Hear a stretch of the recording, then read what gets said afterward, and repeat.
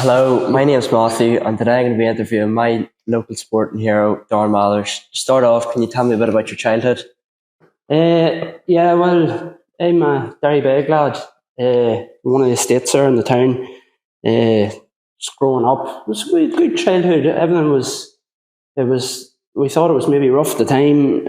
Looking back on it now, we probably thought it was worse, but no, it was good. Everything was, everybody, plenty of friends, different friends all the time. Uh, you weren't tied to the same sort of friendship group, if you like. You would be sort of hanging about with boys from different states and everything else. Out every day, sort of never, obviously no devices or phones or internet or anything like that there. So you were out and about, people calling for you all the time and messing, just serious messing all the time, nearly every day. There was something, especially in the summer there was no school, out and about. And then the backdrop of the troubles as well, you're sort of trying to keep yourself away from anything like that. It's hard not to get caught up in it some ways along the way, and most of us did, but you could see what the social groups were doing. The likes of the community workers and stuff were trying to get you away from all that sort of stuff and into sport, into activities and all sorts of stuff. Even the likes of out to the lake, out to Camla, messing all day, walked out, you maybe might have got a lift and then walked back in that night and the same. Then you would have done that for a week. The next week you would have something else, maybe down the town or playing football for a week or two, and then back and forward to other things. But generally good, looking back on it now, it made us, I think, and friendships that lasted right to now. But definitely different than what it is now, I think. Yeah, definitely different from children now who are just in the house and staying on devices and yeah, you can definitely see a massive difference in that. Not that that's a bad thing either. I'm sure that you wouldn't swap what you have, and maybe looking back in 20 years' time, you'd be saying to yourself, saying to your kids, look at how hard I had it. But and my parents would have been saying the same to me. But that's the way it goes, Yeah. What was growing up? What was your school life like? Yeah, much the same. Academically, you wouldn't have been under that much pressure to do as well, maybe as you are now. But good, generally good. Same again. We had to do the hard work, and it got to a stage then. Certainly I would have bluffed my way through primary school and did my 11 plus and didn't do well in it and stuff. And then once you sort of get a bit of focus in life and you sort of realise when you turn into your teenage years, you say, here, look, I better stop messing about and getting myself sort of focused here and everything else. But peer groups were always good. It was a bit free for all, fighting and messing and acting naked as well. But those all a bit growing up too. It's all very good. What hobbies would you have growing up through school or even outside of school? Yeah, as I say, hobbies as much. You would have been in your youth club. We would have used the Bosco a lot as well. Even coming from across the town, meeting people from different estates and whatever else. It was all good. Meeting friends that wouldn't necessarily grow up with or be in your friendship group, which was good. But hobbies wise, there was a boxing club in Derry Big and sort of, especially in the summertime when you had more time and stuff, you would have been, as I say, out at the lake and messing. But generally, whatever you were doing it together. There was a group of maybe not like 4s and 5s, you were like 15s and 20s and same in school and stuff. You would have sort of stuck to your own peer group. But in terms of, it was basically just being together, slagging and messing and fighting and everything that goes along with it, falling out with people and then falling back in the next day. Seen times there, you would have been fighting with your friends in the estate and then you would have been in school the next day fighting with somebody else, and the friend that you were fighting with the day before would have your back the next day, and then bits and pieces like that. Everything was good, and you're trying to sort of stay out of trouble on the backdrop of what was going on at the time, and a lot of violence about and stuff like that there. So you're sort of trying to keep yourself out of that in sort of the context of whatever you thought you were doing, it wasn't going to lead you down that road, that sort of way. So that was tough at the time, and a lot of people did get caught up in it, and it was a big distraction for a lot of people at the time. And thankfully, that's gone now. Your generation doesn't have that to worry about, thank God, because you'd be thinking that as parents, how our parents were feeling, that trying to keep you sort of on the straight and narrow and not there. So sport and hobbies and everything that you were doing, like even there was great community groups in Derrybeg at the time, and they used to run festivals in the summer, like a week's festival, and they would have activities every single day, and there was groups came in. I'm not sure looking back who they were, but there were outside groups would come in and have days and take all the equipment in and tennis rackets and all that sort of stuff.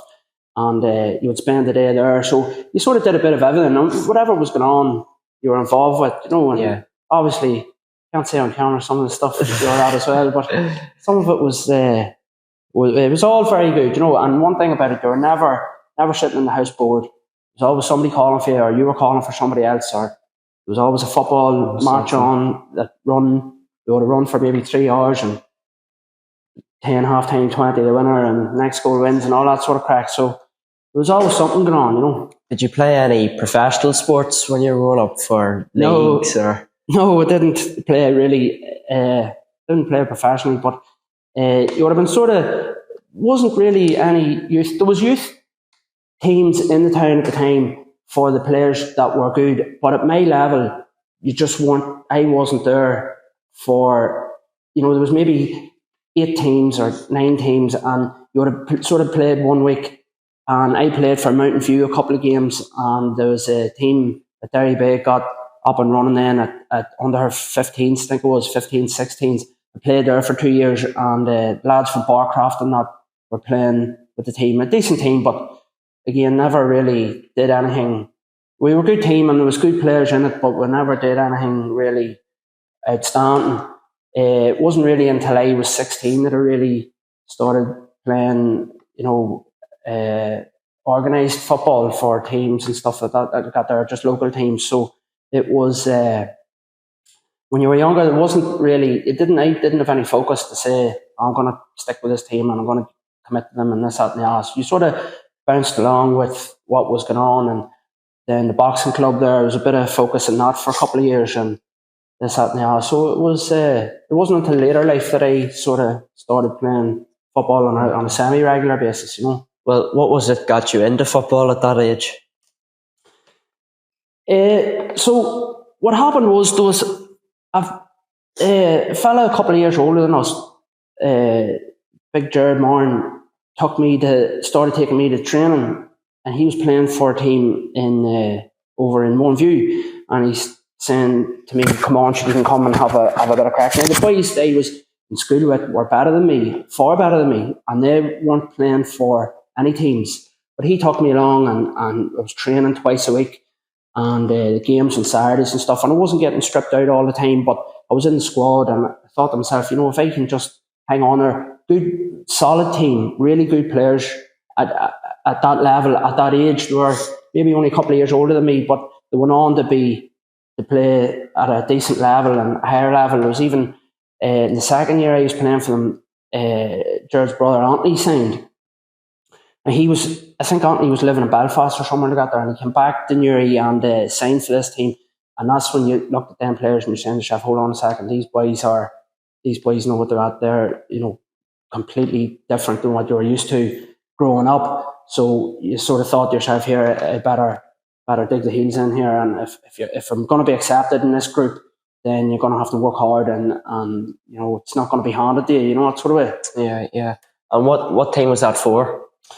Bridgend United, they were called. And it was, honest God, you couldn't.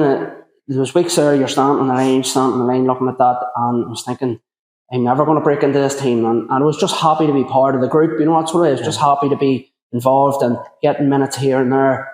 And they were successful, they were running. So Derrybeg had a team at the time as well, who were a very good team. A lot of the players from Camlin and stuff were playing for them. And both teams were pushing for the second division, as it was at the time, for promotion. So the time and minutes were limited for me. But even there, just thinking about it in the run up to this, I was thinking to myself, a lot of them players that played there for that team when I was only 16, and they'd still be friends of mine now. So it wasn't the fact that I wasn't getting on, or it wasn't this, that, and the other. There was still your friendship group. You were still, socialising with them and making new friends from across the town. And even he's my brother-in-law now, John McParland, was playing for the team, and he was established and stuff like that there. And through him, then I met who's my wife now. So going back even those times, you're getting, people that you're making new contacts and making new friends, and they're socially accepting you because you're training together twice a week, and you're fighting with them too, and there's back and forward going on, and you're socialising together at the weekends and stuff like that there. So you're building all up relationships. Didn't know it at the time, but you're building up relationships that'll last you all your life, especially even when I wasn't an integral member of the team, if you like. Even Carl McCackey, who's here, was my age. I think he was a year older than me, and he was playing in the team. You had the Evans brothers, again, only 2 and 3 years older, but head and shoulders above where I was at that time. So it was good for me. And there's lads in my class in school who were better players than me, but couldn't get into a team, and were sort of a couple of the lads at my age were saying, look,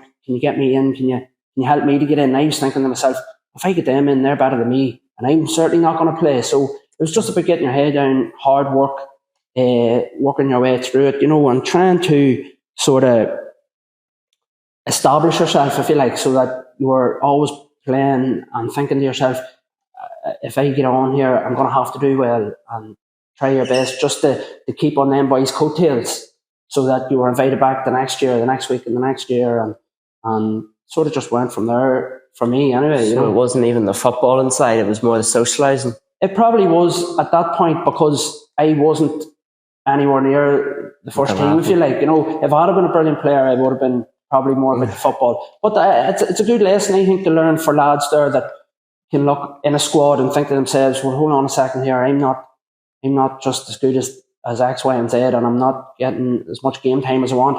It's very important. There's a place for everybody, I think, in squads like that. And some of the players I played with, Irish League players, I mentioned Anthony Martin there, and John D. Cinnamon, and I could name a whole team full of boys that actually went on to play Irish League or were coming back. Peter McGee was another one. Peter and Marty came back and played in the league. I played with Peter for a couple of years at Derrybeg. I would have been arguing the toss with him, and I remember a time there where he came up and he was we had a free kick, and I was looking to put it long into the box, and he was looking to take it short, and there's me arguing with him. Maybe 5 years beforehand, he was playing for Portadown in the Irish League, and I couldn't get on for Bridgend United, So things there that you'd be looking at and thinking to yourself, in hindsight, even there yesterday I was talking to a man there up the Dublin Road, Tommy Gray, and he's still involved with teams, 20 years, 30 years ago, and he was as good a player as I ever seen playing, and he's still involved. So it carries you through. You don't have to be a superstar in every team that you play for. You don't have to be the best player or first pick. As long as you get yourself in and integrate yourself in the team, socialise, yes, of course, and try and sort of be accepted as in your peer group, then the football and whatever sport you're playing will be a vehicle going forward. You can use it as building relationships in life and friendships and stuff. That's what I think anyway. So after Bridgend, did you play for many other clubs or? No, I didn't really play. I played maybe, I think it was counting up there, 16, 17 years. I only really played for 3 clubs. I had a brother, my brother Shawnee he was a brilliant player, absolutely first class player when we were growing up, and everybody wanted to sign him. The old way it used to come was the registration forms would come out on like a Thursday in the summer, and then there would be all the teams would go around the clubs, would go around the doors and sign everybody up. And the days that the forms used to come out, our door would be going mad, and the phone would be ringing, and the doorbell would be going. But it was never for me; it was always for him, because all the top teams wanted him.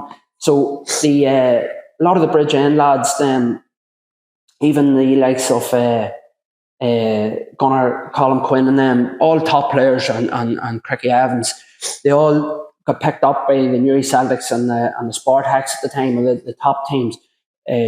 Farman went to Newry Celtic and took Greeno with him, and the sort of Tiddley, I think, signed for Windmill. So that team was sort of breaking up, was sort of coming to the end of its cycle then. And what happened was then Derry Big asked me to sign for them. And again, still the same crack again. I remember signing for Derry Big the first time, and I hit the ground running then. So we were playing against them, as I said, we had a competition against them, and I always did well against them because they were your hometown, your home estate club and all that sort of thing. So I hit the ground running with Derry Big and scored 8 goals in the first 8 games. So I sort of cemented my place in that team then, and people were thinking there's this, that, and the but you still have that doubt in the back of your head. Because if you ask me how many goals I finished the season with, it was 8. So I scored 8 in a row and never scored again the rest of the season. So I was starting to get found out a wee bit, and starting to get worried and thinking to myself again, oh, hold on a second here. I'm way above my out of my depth here, because again, I was thereabouts, probably, if not the worst, not far off, happy enough to just have my place in the squad again.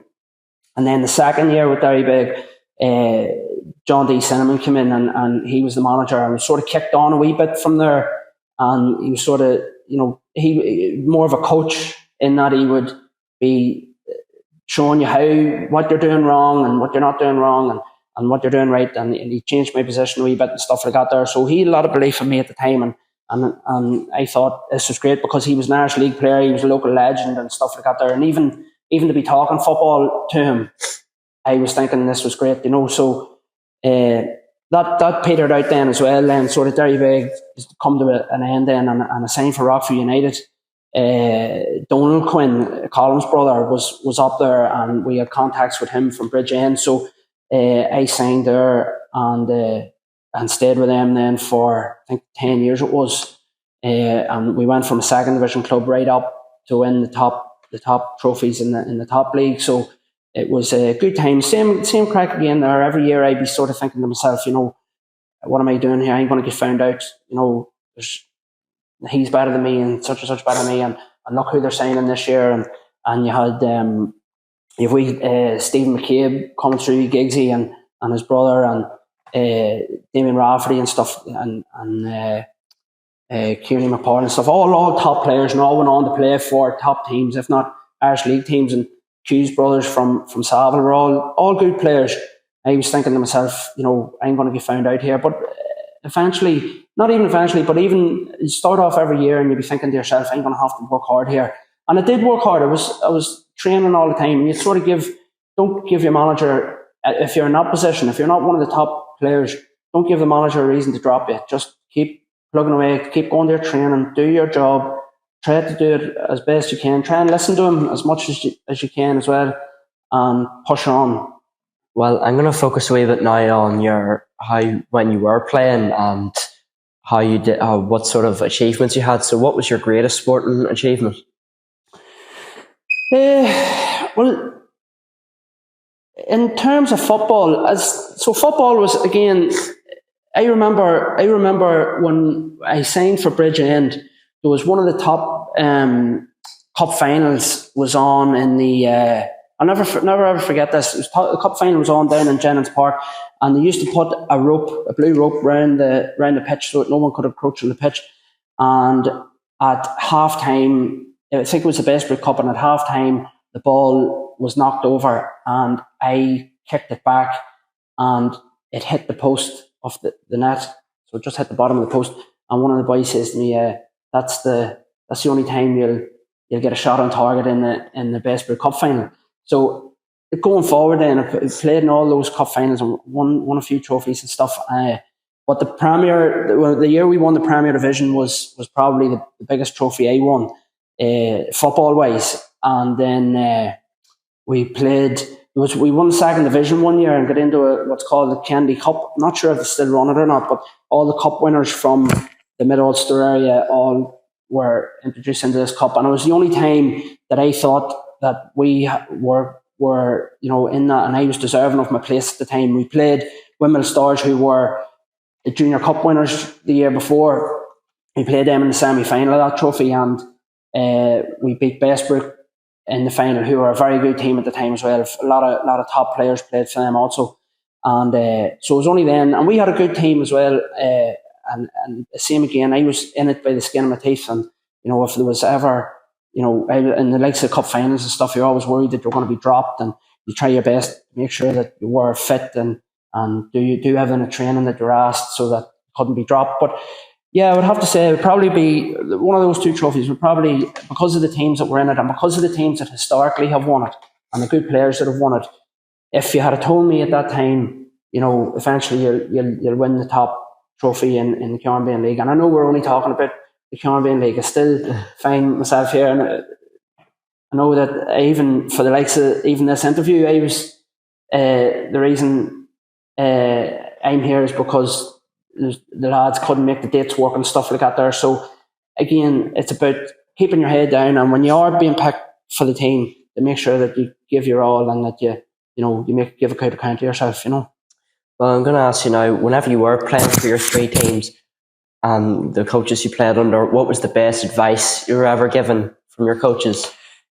So what I would say there for that one is, again, without overplaying it all the time, every year I would be at training and a lot of good players coming through at the same time. And I always remember the manager at the time was a man called DC Campbell, still a very, very good friend of mine to this day. And he, and again, I wouldn't have met DC only through football, so you take them friendships forward into life as well. But he would say to me every year, I would say, DC, I'm not going to sign this year because I'm not going to get my place. I'm not going to do well, and I don't want to stand in the line. I'm sort of getting, into that age where you're 25, 26, 27, you're thinking to yourself, I want to be playing football, and I want to be playing at a decent level and stuff like that there. And if I say every summer, whenever he would sign me back, he would just say, Darren, just keep your head down, just keep plugging away, keep doing what you're doing. And eventually those boys would fall by the wayside. Either they got bored playing that standard football, or they got injured, or there was this, that, or the other. And I was always sort of flexible enough that, if he would ask for a volunteer, he would say, look, I need a right back today, who'll do it? I'd be the first with my hand up. And I think that came from that advice that he gave me. He was sort of saying, believe in yourself, keep plugging hard. The best thing you have going for you is hard work and determination. So I in the back of my head, I'd be thinking, boys, the goalkeeper's injured, who'll do next? I'd have my hand up, because I'd be thinking to myself, if I can show him that I can play in a couple of different positions at maybe 60% of what the better players could, that I'd always be an option then. I'd be a good squad member, and he'd always want to keep me about and always want to keep me in the teams and stuff. So it was, I always remembered that he kept saying, believe in yourself, and that you do have a place in the squad, and I wouldn't be signing you if you weren't, a valued member of the squad, so to speak. And then I even ended up captaining that team in the Bestbrook Cup final down in Franconia. We were beat well by Bestbrook that year, but we, it was nip and tuck at that time. There was top players and top teams in those competitions. So even to be in those finals and even to be playing those big games was an achievement for me. Whenever I was thinking to myself, I wasn't good enough for those teams a couple of years previous, Yeah. And would you say, and I was going to ask you who was the best coach you played under, but would you say that DC is the best coach? But DC was a very, very good coach, definitely. And then the coach that gave me my first sort of stripes and first chance was a man called Tim Hollywood, who was very good for me, certainly, and he was good the way he managed that group of players. He was good in a great way about him and stuff, and definitely gave me a chance when it might have been, harder for me to get in on the other teams. But going back just for the in the way the esteem that we held the man, and the way that he was such a good player for us growing up, and you wouldn't even have thought that you would have, been in the same change room as this man. But John D. Cinnamon for me was definitely the best coach, best footballing person that I've played football under. It was only for a couple of years, but DC would be a close second. But I can't say too much because he'd be good friends of mine now at the minute, DC. So yeah, I'll take a bit of stick for that. But also DC played under John Day as well, so I think he'd probably agree with me as well that even for players at that calibre to be getting advice off them, and as I said, back to the likes of Peter McGee, who was at the time I would have been arguing with and fighting with, but only when you look back now and you realise how good of footballers them boys were, you maybe think to yourself that they were even to be having their advice is great, and that you should be listening to your coaches, and they're not there. A lot of them are giving up their time for they're not doing it for any monetary gain or anything like that. They're doing it for love of the sport, and they're doing it for you more than anything. You know what I mean? So it's good to give them the respect they deserve. Yeah.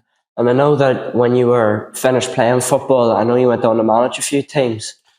Yeah, well, even before I quit football, the opportunity arose then again with young Martin Marn was playing for a team in the Meta for Midway, and they were they had too many teams. They had more teams than they had coaches. So they asked me, Quinn asked me to go down and help out, but I was still playing at the time, and those were great days with them lads as well. Some very, very good players in that team, like Jack Hockey and Marty Marn and Bonnie Doyle and Ryan Hollywood, all top players, James McParland, brilliant footballers, Steve McDermott, and great lads, brilliant lads, and they were looking up to you.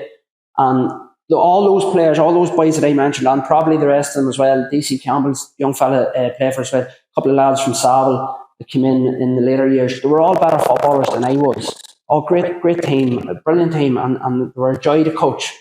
And it was the same crack again. You're sort of trying to manage them as best you can. But I enjoyed that more than I did playing at the time with those young lads, because there wasn't a bad lad amongst them. Every one of them that you asked to do. There's a young lad there from Demolly came in later years as well, Gavin McNally, and I was thinking to myself, it's hard to integrate the players into it. There were different schools and different backgrounds and stuff, but it was really rewarding. And then I found myself at the time, managing. I was sort of getting towards that age, 28, 29. I was more into managing the underage team, and they achieved a lot. Those lads, and a few of them played in the Milk Cup. Most of them had Northern Ireland trials, and obviously young Marty went over for a lot of trials over to England. So it was very rewarding to see those lads coming through, and maybe still had that bit of an imposter syndrome behind the thing, saying, how am I to tell these lads how to play football? But they did listen to you, and it was the same message again. It was hard work, try and get yourself, go to your training, try and keep yourself right at the weekends and stuff like that. The boys are getting up to that age, and it's sort of, even with the Respect Project here that you have, that we maybe weren't able to avail of the likes of that, even for the social aspect of it as well as the sporting aspect of it. It was great at the time, Yeah. Well, I'm going to ask you, I know you were given a lot of advice through your career, but what was the best advice you'd give someone who's just starting out in football now? I'd probably say the same as sort of I've been going along there as well. A big thing for me is you don't have to be the best player in the team. There will be 3 or 4 players that will excel and have great football ability and great knowledge. And I go back to my own brother there as well, who was very knowledgeable of football, great footballer. But for anybody starting out, if you find yourself that you're not the best player in the team, or you're not going to be player of the year, I played for 14, 15 years, and I won player of the year once for Derrybeg, and I won it once for Sunday League. There used to be a Sunday League in Newry for teams that weren't in the Caribbean League, and we were playing for that as well. So out of all those years, I only ever won it twice, and again, it wasn't because I was the best player. I had a leadership role in the team at that time, and you were sort of stepping in for the captain when he wasn't about and stuff like that there. So I think the advice would be, if you're enjoying your football or whatever sport it is you're doing, and I get into a bit of, whenever you quit, you do other other aspects of sport and stuff like that there. But if you're not the best player in the changing room, don't worry about that. That's fine. Just keep plugging away, keep working hard. And as I say, Shawnee went from team to team to team to team, and it was fractured in the sense that he didn't win as much as he should have won. So in terms of, I stuck with the same team and won a few trophies and won a few medals and stuff like that there, and achieved as much as I could with the ability that I had, which was very limited. But any lads there that find themselves, thinking to themselves, look, I'm 15th man here, I'm not struggling here to get into that team, and this happening. You just have to keep your head down, and as long as you're enjoying it and you've got good friends in your teams, and the same goes for you as well. If sometimes you're thinking to yourself, I'm just not quite at this standard here, just keep plugging away, because you'll find your level, and football and sport in general is a great way to keep yourself active, and social aspects of it are second to none in terms of whenever it's not there for you, you'll regret not sticking in there, Yeah. Well, I'm going to ask you now, do you have any connections still to football today? Yeah, well, I quit football.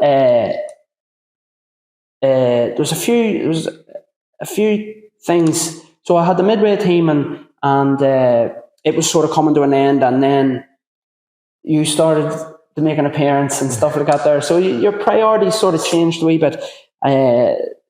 And so the year that I quit, what happened was I was back playing for Derry Big. Derry Big got themselves back up and going again, and got back in and played for them again. And so throughout all the years that I ever played football, I was only ever sent off once, and it was against Derry Big when I was playing for Rockview. Shawnee got into a fight on the pitch, and sort of I got involved, and we were all sent off. It was the only one time, and then in the year that I quit, I was sent off 3 times. So the players were getting better, I was getting slower, and you were making tackles that you wouldn't have got away with, or that you wouldn't have got yourself into that position a couple of years beforehand. So I sort of knew the game was up then, and we started doing a bit of running and stuff like that there. And then a tragedy happened with a good friend of ours, DC's wife. Unfortunately, he lost his wife to cancer, and he wanted to do a fundraising event, which wasn't anything to do with football, that it was sort of away from football and stuff like that there. So somebody came up with a bright idea, harebrained scheme, that we would all get bikes and do an event, a charity event for the hospice. So it was a week-long event, and or 5 days, I think it was, and stuff like that there. So you were coming sort of to the end of that, and getting away from that, and sort of getting into other things. But again, in sport, I'm probably more or less the same lads, same bunch of lads that you were with at the time. And again, when we were doing the cycling and doing the training for it and stuff like that there, I wasn't anywhere near the top. There's a friend of ours, Ciarán Falloon, who jumped onto a bike and he swore he was on it from he was born. He just took to it, naturally fit, and he was flying, and the same with the running. But again, I wasn't there. I wasn't the best cycler, wasn't anywhere near it, but still just kept plugging along, did the training, and when the event came around, then it was good that way. It was good to still be involved. A lot of the boys that were doing it obviously were far better at it than I was, and then when that finished, sort of got into the running a wee bit, and again, just keeping active and stuff like that there, and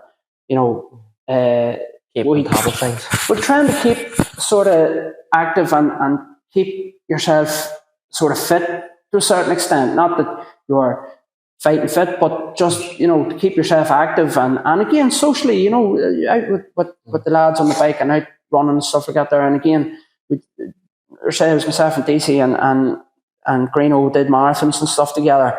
But again, didn't break any delf, no big times or any of the rest. But certainly for me, the boys are a wee bit better. But again, just to taking part and committing to something, doing the training and getting yourself over the line is very important, I think. Yeah. Well, I'm going to ask, I know you've got an involvement with refereeing now in football. So I'm going to ask you, what sparked that? So what happened there was, you know yourself, you were playing, I think, an under 11 game or something like that there for Newry United, and there was no referee, and I always had a pet hate for. I used to hate seeing coaches having to referee the games, because the coach isn't there, in my eyes, to referee the game. So Kevin Taylor and Kieran Cummins were the managers, as you know, and Kieran was going over to do the refereeing, and I says, look, I'll referee the game for you, Kieran, because the last thing you want as a coach is to have to referee your own team. And then that was okay, so I did the game and stuff like that there. And then I got talking to Rodney Kimberley, who's the administrator of the football out in the college and the Abbey and stuff. So he sort of asked me could I maybe do a few games and stuff like that there. So whereas what we didn't have was, if the referee didn't turn up, there was always problems with referees. And if the referee didn't turn up, then you flip the coin, and one of the representatives from one of the teams would come in and do the game. Yeah. And there was cheating going on, and you might as well have just went home then, because you knew you weren't going to get anything out of the game. So, or you would have done a half each. So the first referee would have done the first half abysmally, and then the second half, the other representative would have evened it out. So it wasn't a good system. But Rodney was telling me then that that's not the case anymore. If there's no referee, then the game doesn't go ahead, which is probably a sign of the times, or the way, it's sort of getting a wee bit more professional, or trying to get it into a better standard, which is a good idea. But so Rodney and Eddie Madigan was telling me that there's a big shortage of referees. So, and I didn't want to be one of these people that say, yeah, sure, there's no referees and it's terrible and this, that, and that. So I've no ambitions to do anything that way, if that's what you're asking, but I'm just there to help out whenever required, So I'm enjoying it now. I have to say it's challenging, but it still keeps you in a wee bit. And again, out of that sort of, I've been out of football locally anyway for a long time. So just getting back in and getting to know the teams and stuff like that there, it's a challenge, but something that I'm enjoying, Yeah. And the last question I'm going to ask you for today is, out of playing, managing and refereeing, what would you say is your favourite aspect of football?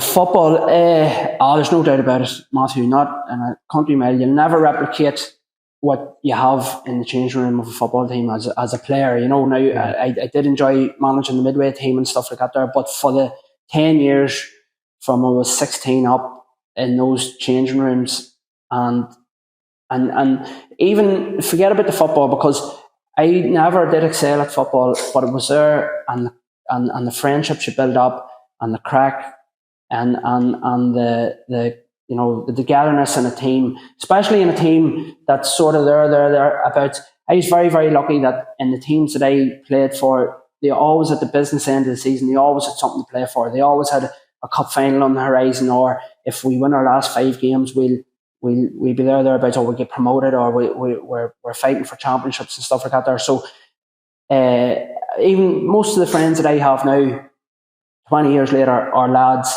that I met, playing football locally. And even Marty Conler, Marty is the sort of administrator of the Respect Project. You would have seen a different side to Marty. I remember when he first signed, he came from the other end of town. I think he came from Cleary Celtic, or Newry Celtic, Cleary maybe. And he was coming across, and he signed for Rockview, and he was quite intense, and he was playing for us. And he says to DC, who's this man here? And he says, that's Marty, or Mousy, we call him. And he says, it's a good player, it's a centre half. I want you to play in there with him today. And it was the easiest game I had, and it was the easiest year playing football that I had, was the year that I played with him. But he was very intense and very good in the air, good football ability, shocking dress sense. He thought he could dance, and even coming off coming into the bar then, I was sort of talking to him, but still didn't know him. And with a few times we're socialising together and stuff like that there. And about 6 or 7 o'clock, I looked up and he had the mop, the mop that you clean the floor with. Yeah. And he was dancing with the mop and he was playing guitar with it. And then he was dancing, slow dancing with it. And he says, something, he might commit here, he might be all right. And again, that's 25 years ago. And we're still friends now. And even lads there, I've seen players that you haven't maybe seen in 10, 15 years. And you just pick it up where you left off, guys in the change room and stuff like that there. And we've lost friends along the way as well. As I mentioned, Colin Quinn there, unfortunately, is no longer with us, and Jimmy Craven and stuff like that. They're players that were, your peer group and you would have looked up to, and even football-wise, yes, of course, but as friends and as your peers, enjoy, yes, I'll have a big advice for you. Enjoy your football ability, yes, but enjoy that your friendships that you make in those teams, because that's what'll stick through you in your adult life and later, Yeah, well, I'd like to thank you for your time and all right. Thank you for sharing your story. Thanks a million. Thanks for asking me, all right?